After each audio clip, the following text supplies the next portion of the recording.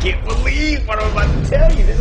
This is crazy that this stuff is happening, and we're just walking along. The world's just walking along and doesn't even know what's going on. Remember, we talked about how Positive ID bought Steel Vault and then put an RFID chip. For the first time ever, you can now buy or sell in an RFID chip. It's our #1 video on YouTube. It's got, like, I think at the time we're shooting this, 70,000 views or something like that. But we talked about that recently, and now look at what Facebook did just recently at a conference and how they're using an RFID chip. Look at this story, dude. Here it is. Developers attending today's Facebook conference, F8, are being issued RFID badges integrated with their Facebook profiles for clocking into site locations, tracking everyone, everywhere. The details come from All Facebook, which reports that Facebook is being atypically opaque about the data gathered from radio frequency identification tags.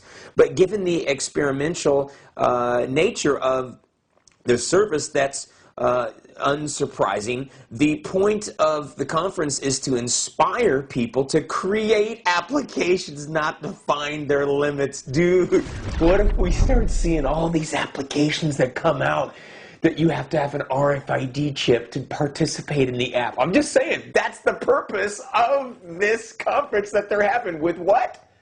Facebook. And who's got a Facebook account? Everybody's got a Facebook account. Let's continue reading on. Here we have the tags are short range.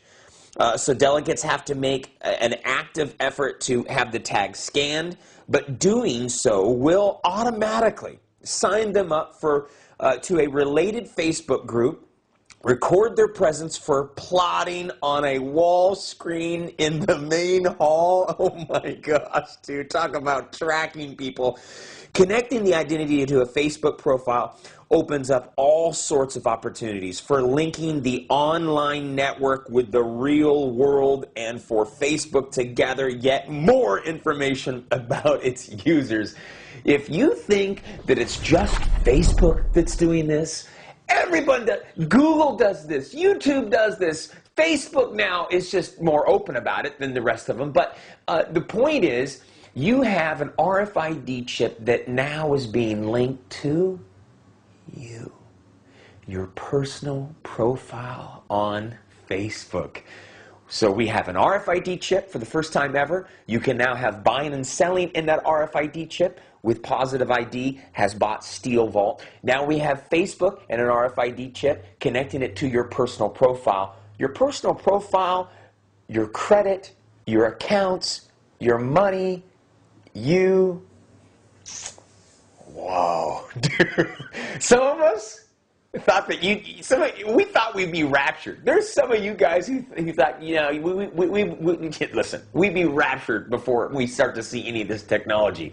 And I used to think that too, but not anymore. I'm seeing stories like this almost every single day. And I want to tell you something. The Bible says to us, and don't run off just because I say the Bible.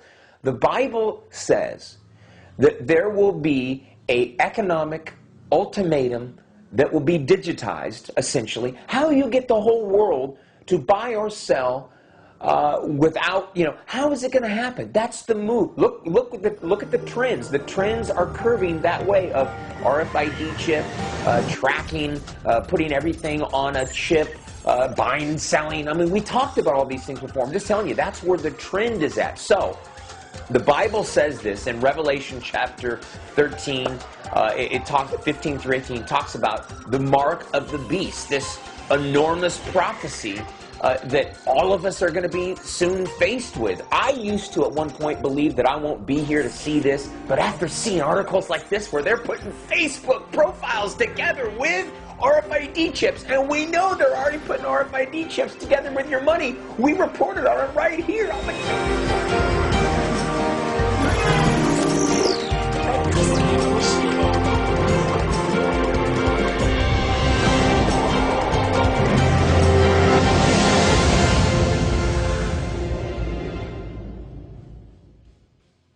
It's the right thing to do, and then, as you well know, John, This is where the national registry becomes so important, because what you have is individual states, they may have a database, but if they're not sharing it with the state next door, you've got a guy from Illinois driving over into Indiana, and they're not talking to each other. And so making sure that not only are we getting these DNA tests done state by state, but then nationally, everybody's talking to each other.